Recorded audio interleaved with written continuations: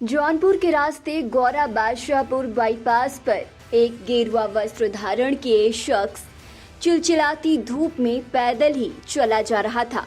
वो भी उस वक्त जब 40 डिग्री के तापमान में उस रास्ते दूर दूर तक कोई नजर नहीं आ रहा था। इसी बीच उसी रास्ते से एक और शख्स अपनी गाड़ी से जा रहे थे। उन्होंने गेरुआ वस्त्र धारण किए व्यक्ति को देखकर अपनी गाड़ी की स्पीड कम कर दी और उनसे अपनी गाड़ी में बैठ जाने को कहा, लेकिन उन्होंने संकल्प टूट जाने की बात कहकर गाड़ी में आने से मना कर दिया। मना करने पर राहगीर ने उनसे पूछा, इतनी धूप में आप पैदल कहाँ जा रहे हैं? उन्होंने कहा, अपना टाइम क्यों वेस्ट कर रहे हो? जहाँ के लिए निकले हो आगे बढ़िए। लेकिन राहगीर ने उनसे फिर रिक्वेस्ट करते हुए बोला, अच्छा ठीक है, चलिए आगे दुकान पर रुकते हैं, वहीं पानी पीते हैं और आगे भी विस्तार से बातचीत करते हैं।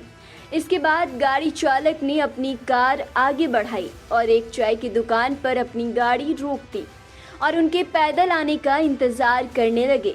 जब दुकान पर पहुंचे तो उनसे बातचीत आगे बढ़ी तो उन्होंने विस्तार पूर्वक अपने बारे में बताया। उन्होंने बताते हुए कहा कि नेपाल पशुपति दर्शन करके अप्रैल महीने से ही पैदल वहां से चले आ रहे हैं।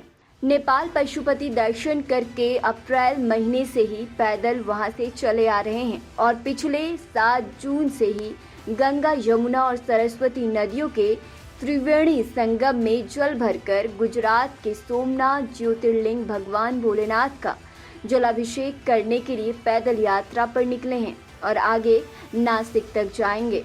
अब तक 1800 किलोमीटर की यात्रा पूरी कर ली गई है। उन्होंने अपनी टैबलेट में पूर्व की यात्राओं की तस्वीरें भी दिखाई और जंगल के खूंखार जानवरों को भी तस्वीर के जरिए सामने वाले शख्स को दिखाया। इसके बाद गेरुआधारी ने बताया कि अगर मैं कार में बैठकर जौनपुर तक चलूंगा तो मेरा संकल्प टूट जाएगा।